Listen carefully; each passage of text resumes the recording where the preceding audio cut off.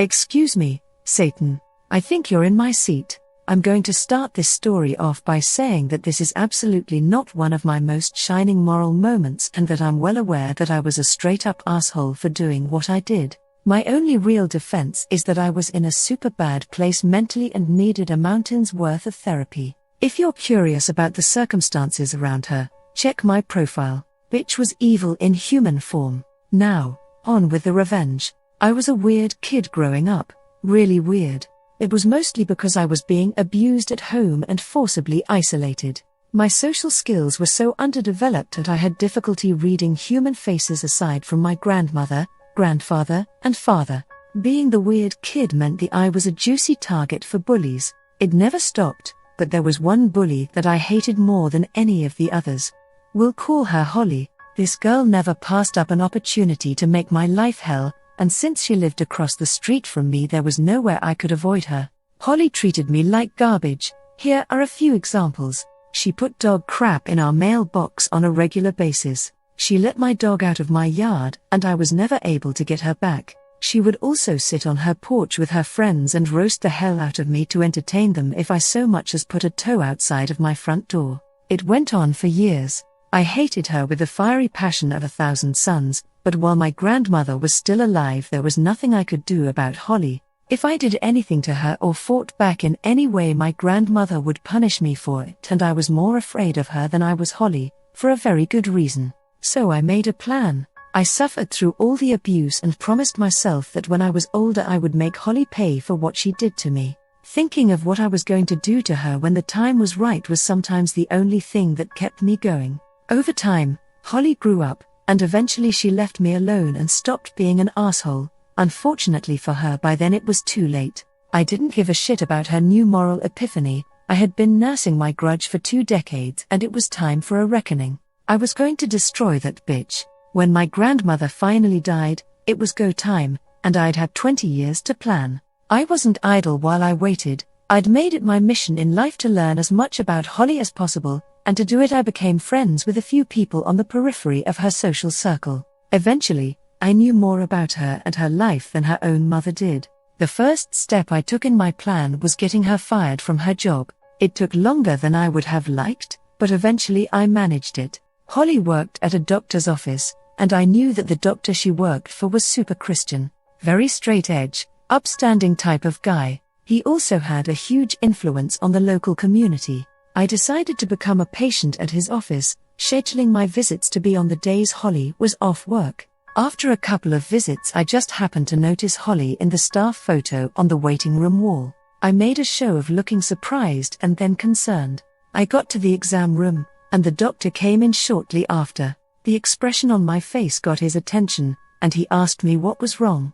I told him that even though I didn't want to, as a Christian I couldn't keep my knowledge a secret and still sleep at night because I just couldn't let him endanger his soul and reputation by doing nothing. I had his full attention, then, and I asked him as one fellow Christian to another not to tell anyone where he got the information I was about to give him. After he promised he would, I told him that I knew that Holly was using illegal drugs. He was absolutely floored, and at first he didn't believe me. I told him that I understood his skepticism entirely, but it was easy enough to prove or disprove my information with a drug test. If I was wrong, he lost nothing. If I was right, he was saving himself from trouble down the road. He finally agreed to test her, and he tested everyone else too so that it didn't look like Holly was the only target. See, I wasn't actually lying. Holly smoked a shitload of weed, and I knew that because it was my dad she used to get it from. He'd been her weed dude since she was like 15. Her test came back positive for marijuana and, much to my surprise, Xanax. Oopsie. The doctor fired Holly on the spot when the results of the urinalysis came back, and then he called me to thank me for telling him what was going on, and before he hung up he told me that I truly walked with the Lord. Y'all will never know how hard I had to fight not to laugh at the depths of his wrongness. I thought I was going to pop a blood vessel. Phase 1, complete. I know what you're thinking. It's just a job and it's not like she can't go get another one, right? Losing a job isn't the end of the world. You'd be wrong.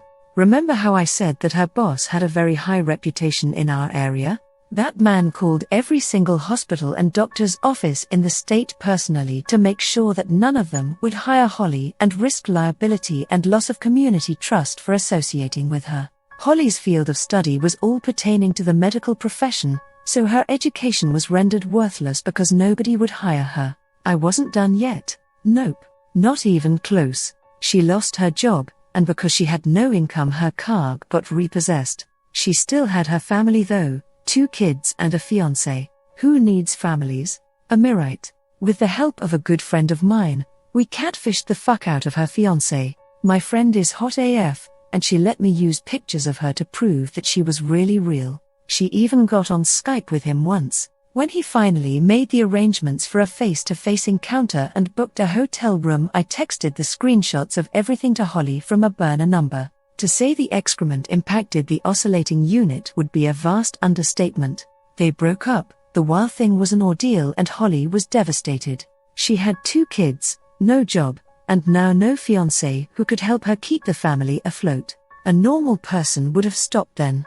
Unfortunately, I am not normal and I was going full scorched earth. I seethed for 20 years, no way in hell was I going easy on her.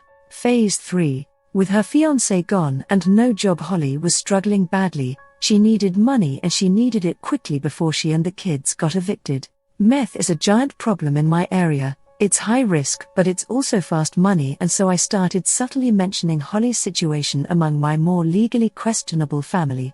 Eventually one of my family's friends who happened to be a meth cook got in contact with Holly and offered her a shitload of cash to let him cook dope at her house. It was supposed to be a one-time thing, 2 days and then done forever.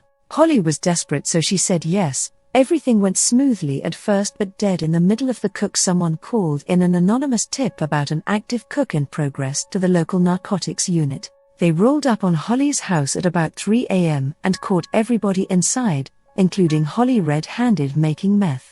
Watching her cry when they handcuffed her and put her in that police cruiser was one of the most gloriously satisfying moments of my life. She was in deep legal doo-doo, and to make a bad situation even worse, most houses where labs are discovered aren't deemed habitable afterwards because the toxic fumes from the chemicals used to make the drug get everywhere, and it's super hard and time-consuming to clean. It's up to the property owner to either hire a hazmat team to clean it, or condemn it and tear it down. A lab cleanup costs thousands of dollars. It would have cost more money to clean it than the entire property was worth, so it got torn down, with everything Holly owned still inside. See, you can't take things out of a meth lab because they're going to be covered in toxic residue. It can make you very sick, especially young children. Everything in the residence is usually counted as a loss. Now, some people sneak in and grab stuff anyway, but whatever, it's their funeral. But since Holly was still sitting in jail, there was no way for her to get anything, and none of her close family were interested in risking getting caught sneaking into the house and being accused of stealing or tampering with a crime scene. Holly ended up in jail for a while, and while she was gone the court gave their father, ex-fiancé, sole custody of their children, and Holly was only given supervised visitation. 2 hours every Saturday if I recall correctly. Revenge is a dish best served cold, and mine was freezing. I was behind every single bad thing that happened in Holly's life, in one way or another, for an entire 5-year period. She decided she liked bullying me and making my life hell, and she figures there would never be any consequences. Instead, I took her reputation, her job, her fiancé, got her arrested and convicted of a felony, and her children taken from her, and the best part is that she has no clue I did it to this very day. She'd forgotten about me. What she did to me impacted my life forever, but to her it wasn't even important enough to her to bother remembering. I was nothing to her, so she never connected me to her problems. Last I heard, she was in rehab for alcoholism and had her parental rights terminated permanently. After she lost her kids, she just sort of gave up and crawled into a bottle and never came out again. I was tempted to tell her, but I decided that the helplessness and confusion about why everything suddenly went to hell in a handbasket was the better plan, because that means that every now and again I can contact her and pretend to give a shit about her troubles to get a fresh revenge boner about her newest tale of woe. She thinks I'm the nicest person she's ever met. Edit. A lot of people are under the impression that the things Holly did to me were minor and didn't merit my reaction because the ones I spoke about were small. I guess I was trying to make myself a little less pathetic in front of people. She did way more to me than the specifics I mentioned. It's just embarrassing to admit to being weak enough that she could do it to me at all. She beat my ass more than a few times. Once she and her friends force-fed me shit. Actual shit. No, I don't know what kind. She shoved me down an embankment and I chipped my front tooth on a cinder block. The list goes on and I don't really feel like going into it, but suffice to say it wasn't just teasing and apos. It doesn't make what I did much better, but I didn't do it over something minor. I am also female. Also, we lived in a trailer park, which was why they tore the house down rather than clean it. Her house wasn't worth more than $3,000 on its best day. Those are all the details I intend to add here, as any others would make things too specific.